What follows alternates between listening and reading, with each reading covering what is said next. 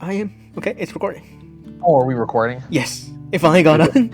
Okay. So this is It Follows part... Oh, fuck. Hang on. I accidentally clicked on part 2. Wait, It Follows? Isn't that a movie? Yeah, it's a movie. Oh, it's It spelled capital I lowercase t, not capital I capital T. Oh, So it's a yeah. different It. I see. Where the hell is part 1? Oh.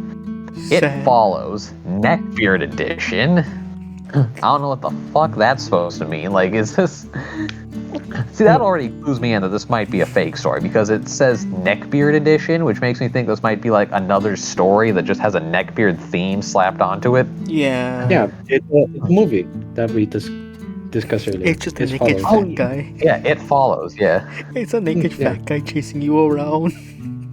Making you cringe. Alright, well, I was using a southern accent for this, right? Yes. Okay. You thought he was... You Yeah, sounded it was- I southern. love road trips. I love them so much. Spooky and I take at least 3 per year if we can swing it. The destination is never really important to us. It's the journey. Fucking hell. The long open road stretching out in front of us, the changing scenery as we roam from state to state. Okay, so he just fucking admits he's not in Ireland. Nope. Oh my god. He literally went against what he said, how he was in Ireland. Yeah. The greasy, ungodly, unhealthy deliciousness that was rest stop food. Fuck, now I want some rest stop food. God damn it. It's 9 o'clock where I am. It's too late for me to go to a rest stop. Yeah, 10 It movie. was glorious. Not too long ago, Spooky and I decided to take a trip out west and basically hit as many weird and interesting sights as we could before looping back around and heading home, which was quite a few.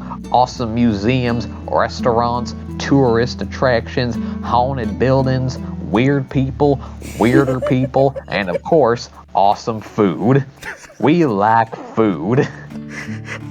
On the way home, however, things took a dark and creepy turn when we met him. A completely unassuming man, mid-30s, cleanly shaved and groomed, really nice clothes and decent hygiene as far as I could tell. Okay, so this, it's a good subversion. He doesn't fit every neckbeard stereotype. He's just a neckbeard. Actually, I don't even know that this guy does count as a neckbeard, because as we will see later, he doesn't even really fit the personality of a neckbeard. No, I just think this person is just complaining now. Yep. No immediate alarm bells that he was trouble, so we chatted it up with him for a long time at the rest stop we were at, and it was fun, until we made to leave. IT Beard, that's what they're gonna call this guy. Hey, where you guys going?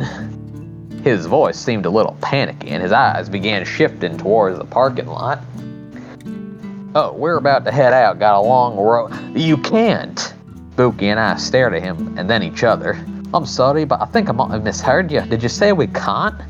Yes, you can't. Not yet. We're having such a good time. I was hoping we could take this somewhere more private. What do you say? And then, we get to the other red flag that I mentioned earlier, which is always having a witty comeback. If you're a serial killer, that is the saddest attempt at luring victims I've ever heard. 1 out of 10, no flair, no pizzazz, disappointing. Fucking IT Beard shook his head, his eyes glimmering excitedly, and Haw's hands fidgeting around nervously.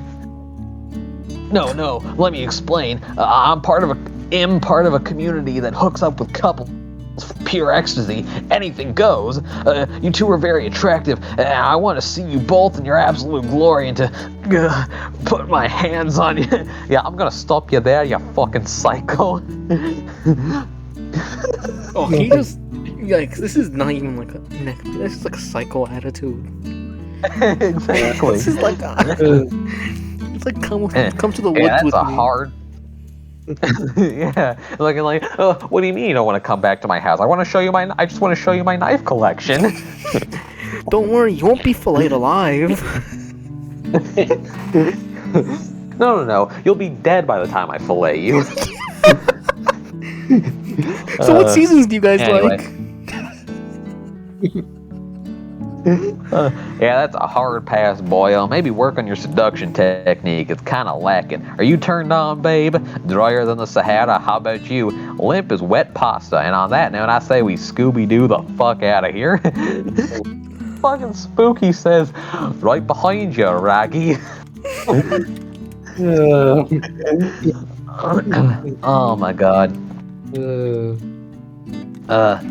IT Beard. You'll never know until you try it. What could be more invigorating than sharing your bodies with a complete stranger? More liberating. Oh, I'd rather stick my willy in a toaster than get it anywhere near you. Ditto, minus the willy bit. I noticed a dozy security guard near the entrance and flagged him down. After explaining the situation, the guard looked at IT Beard and said, in perhaps the most disinterested tone possible, "Stop it." You know what's funny? And then waddled away. That tone indicates to me he has to be a regular. He has to be a regular. Think about it. And then he waddled away. I stood staring after him. Oh yeah, great, thanks, mate.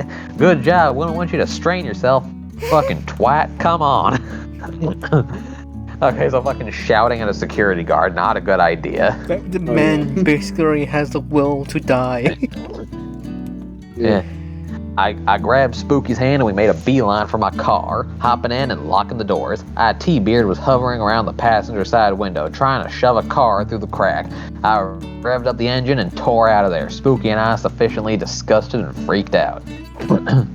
A few hours later, we decided to stop at another rest area. Spooky had to pee and I was getting pretty thirsty, so we figured a quick pit stop to fill up my tank, empty our bladders, and continue on our way. As I entered the men's room and began relieving myself. Okay, so he's thirsty, but he also had to pee. I thought Spooky was the one who had to pee. Yeah, they were the one. Fucking plot hole. Right. As I entered the men's room and began relieving myself, I heard the door open and a familiar voice that churned my stomach. Well, it's a small world after all. I don't know why, but my IT Beard voice sounds like Sonic the Hedgehog if he was a pedophile. Oh my god, this is the voice I should have used for Matt in the original recording. Oh my goodness, yeah! You can't go wrong. The squeaky voice just made that one better, though. In a sense. Can you imagine, he's looking masculine looking, right? Can you imagine like above me goes, "Where's my $24 Robux card?" I zipped up and whirled around to face him. His appearance decidedly more shabby now. He had a smile on his face, but it was far from friendly. Now, Spooky and I can defend ourselves. We both take martial arts and are pretty damn lethal if threatened. I am very badass. I'm not like the other Irishmen. Oh yeah. But if IT Beard didn't do anything to physically threaten me or Spooky, I couldn't just belt him. I mean, why the fuck not? You're in a fucking public restroom and no one's watching. You can say whatever the fuck you want. Oh yeah. Yeah, you see your officer, he came charging at me with a knife. If I had to break his neck, I'm sure you understand. It's like Fight Club, the men's bathroom. It was the craziest thing, officer. He just turned around and then ran backwards into my knife multiple times.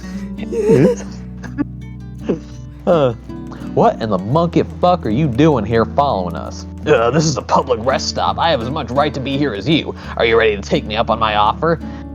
I'd rather dip my balls in honey and go bear watch and piss off. I stormed past him and out of the restroom, scanning for Spooky. I saw her looking at a skeleton snow globe, whatever the fuck that's supposed to mean, and pulled her towards the exit. Later, hey, what? Creepy guy, run now, snow globes later. Without any more words, Spooky followed suit and we hurried towards my car. I glanced back towards the building and felt my stomach drop. IT Beard was there in the doorway, smiling and waving at us like we were old friends. As we pulled out, I noticed IT Beard walking towards a red Cadillac in my rear view. I'd seen it at the previous stop too, so it was pretty safe to assume it was his. As we exited the stop and got back on the highway, I kept my eyes peeled in my rear view for red Cadillacs. Spooky saw him before I did, pointing him out after we were 10 or so miles away from the rest stop. Red Cadillac, 2 cars behind us in a different lane, the face of IT Beard barely visible. He's fucking determined, I'll give him that. Want to pull over somewhere and kick his ass? For what, happening to be in the same spots as us? I don't think that'd fly in court. We just have to lose him. What the fuck you gotta take this to court? You're fucking in the middle of the road. Just pull over, kick his ass, and leave him. Just like Breaking Bad style. And how do you plan on doing that? He's like a hemorrhoid stuck right to our arses. I'm working on it. At this point, we were, oh my god, 12 hours away from home base, and it'd be damned if I let this fucker find out where we live. I spotted a sign for an exit route for a nearby city, and I took it, tearing down the exit ramp. Sure enough, the red Cadillac wasn't far behind, but I was ready for the bastard. It was getting dark, and visibility wouldn't be very good for much longer, so I was banking on that and my erratic driving patterns through the winding streets of the city to throw him off our scent. Wait, the city? I was looking up. The city? What? Yeah. Bro, they're doing that in the city. Bro, yeah, that was the first mistake. You gotta get him somewhere secluded so you can fucking kill him and leave his body out in the desert. I mean, like, bro, the balls to do that. Like, I gotta admit, Yeah. go crazy like that. You know, there are people that are talking bad about them. But yeah. Yeah. Like, what's this asshat doing? Yeah, I was lucky enough to avoid large congested traffic jams, but was also lucky enough to have a lot of cars on the road for me to weave through. Turning, backtracking, cutting through side streets, and whatever else I could think of. Finally, and I mean finally, got back on the ramp to the highway. The drive from there on out was made up of us nervously glancing in the rear view, fruitlessly trying to spot red in a sea of headlights and darkness. We toyed around with the idea of calling the cops, which Spooky finally did, calling the non-emergency line for some advice. The officer advised us to not stop anywhere else if we could avoid it, and to contact our local PD once we got home, if he was still following us. And get this, but that, dear friends, is a story for another time. Really? Yeah, you fucking ended with a cliffhanger. The fucking really cheeky bastard. Oh gosh. You need to get more upwards than that. More common. Luckily, he has posted part 2. It follows part 2, Homefront. At least no blue bars this time. In my last story, I recounted Spooky and mine's interaction with a creepy, pervy stalker who, after having been turned down for a 3-way with Milady and I, Jesus, began to follow us. We had thought Wed lost him after some sporadic maneuvering. He manages to spell maneuvering correctly, but he misspells every other word. Wow. But as we found out a day later, that was not the case. The night we returned to our apartment, we were laughing about the whole it beard, it's spelled as it beard instead of IT beard now, ordeal, wondering if he was gonna try and hook up with every couple he saw at random rest stops, and generally having a laugh at the creep's expense. But I couldn't shake the feeling that it wasn't over yet, and I had no idea how right I was. Oh, get this, he's got a spider sense now. Oh my goodness. Spooky and I were in bed, her being sound asleep, and myself trying and failing to get comfortable, and finally giving up altogether.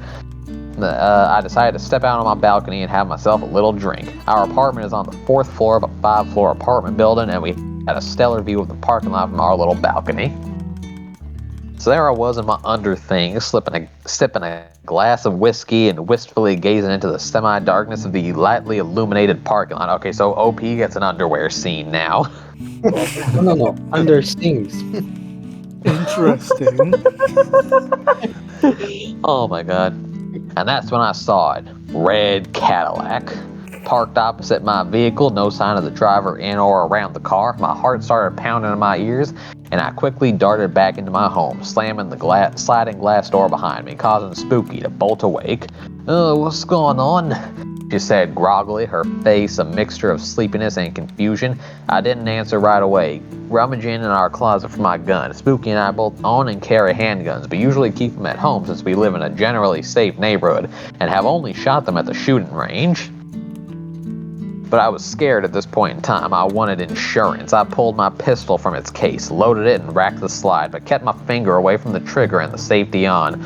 Always practice safe firearm handling, kids, and by this point, Spooky was wide awake and next to me. That was one sentence.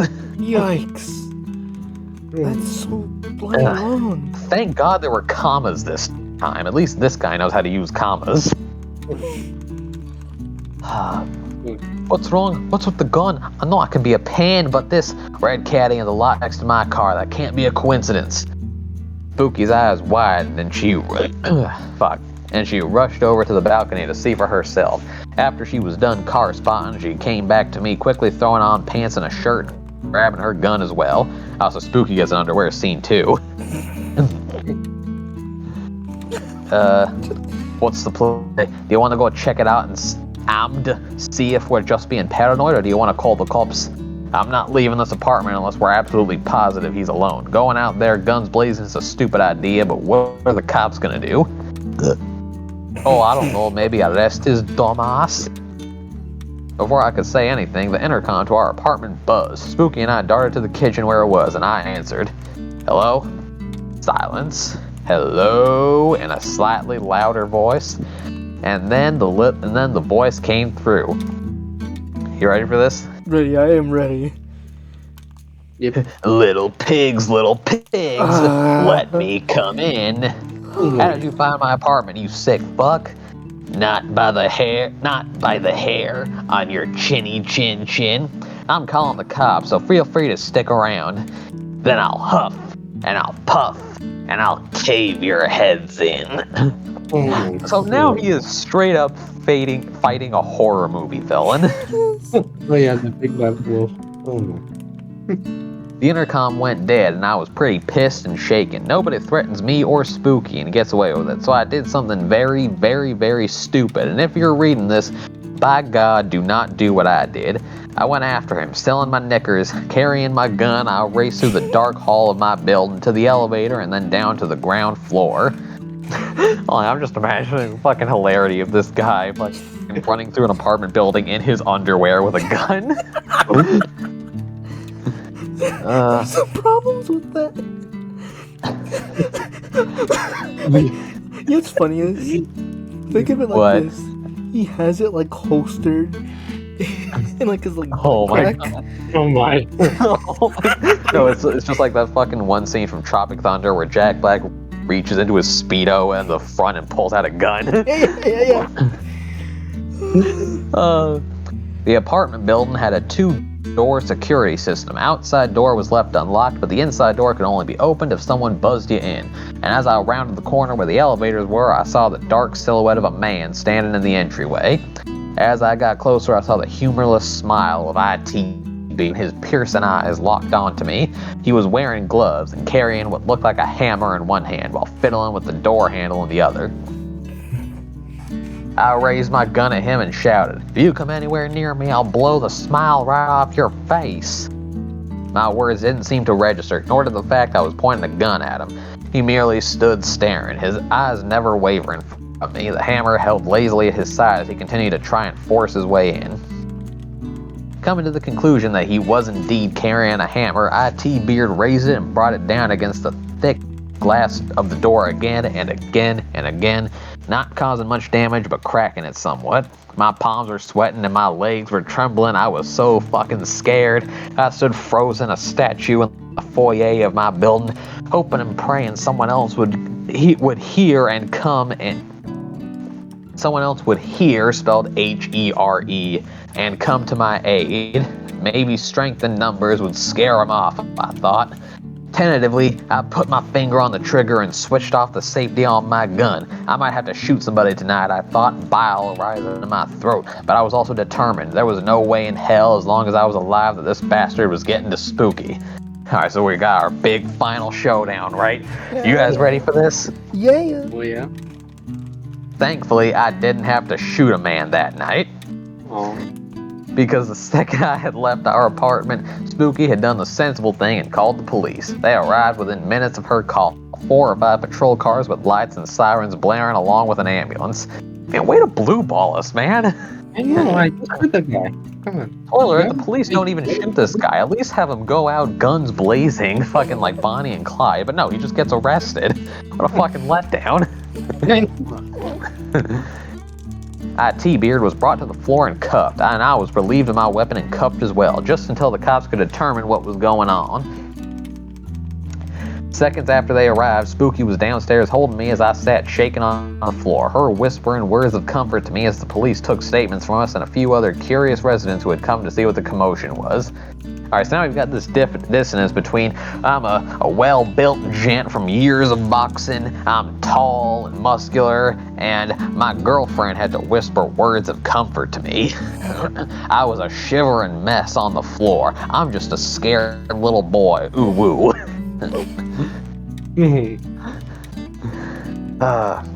T-Beard was led away in cuffs, still smiling and trying to look at us, but his eyes never blinking, it seemed, and the cop offered to take me to the hospital to get checked out, but I refused, just wanted the whole mess to be over. After what seemed like an eternity, the cops left, and Spooky and I were back in our home, holding one another in silence, Jesus, as the sun began creeping up over the horizon. Understandably, we both called off of work and spent the day in each other's company, awaiting any news of what had become of T-Beard. As it turns out, T-Beard suffered from a variety of mental health issues, one of which being schizophrenia, and had been in trouble with the law before in different states for assault, sexual assault, and harassment, but had always managed to elude the authorities until this point. Yikes. The situation made Spooky and I reevaluate our tendency to strike up conversations with strangers in the future, because you can never be too sure what's going on behind someone's seemingly innocent smile. I feel like... End of story. I mean, like, I'm kind of disappointed it didn't end big. But at the same time, it sounds more realistic that it didn't.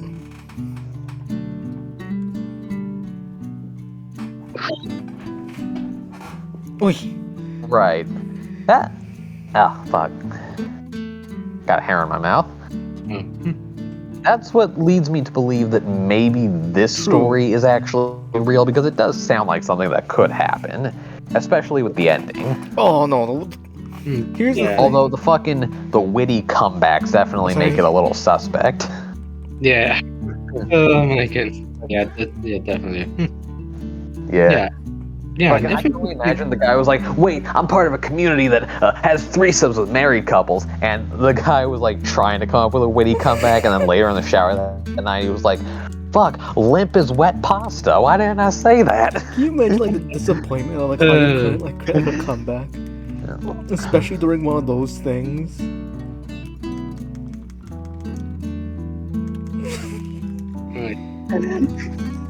Yeah, just fucking staring at him, just mouth agape, trying to figure out something to say, and then you just like slowly back away. I think, was this in Florida? Okay, because if this was in Florida, then it's a little bit more realistic. I imagine Floridians doing this. It doesn't specify where it was. Yeah, we don't. Yeah. Basically. Yeah, oh my god. You can put any story and it'll be realistic in Florida. That's like pre-colonization Florida. Yeah. That's when the Spanish conquistadors came to Florida first thing. That's what they saw. Yeah. You know what they say? But you know Florida what's not is as the entertaining? Australia of the United States. The Balkans. The Balkans can beat Florida. What? I should have said that. For a second there, I thought you were like, no, I you know gotta what's go not create as a entertaining? Reddit This where I fucking make story. you into like a neckbeard. Over dramatise it. That's Ainz. And you have a fucking 17-year-old hairy colorblind girlfriend who loves eating meat. Fine, I'll be I'm thinking this. So yeah, that was our Reddit experience, and do whatever. I don't know what to say. Like and subscribe, I guess.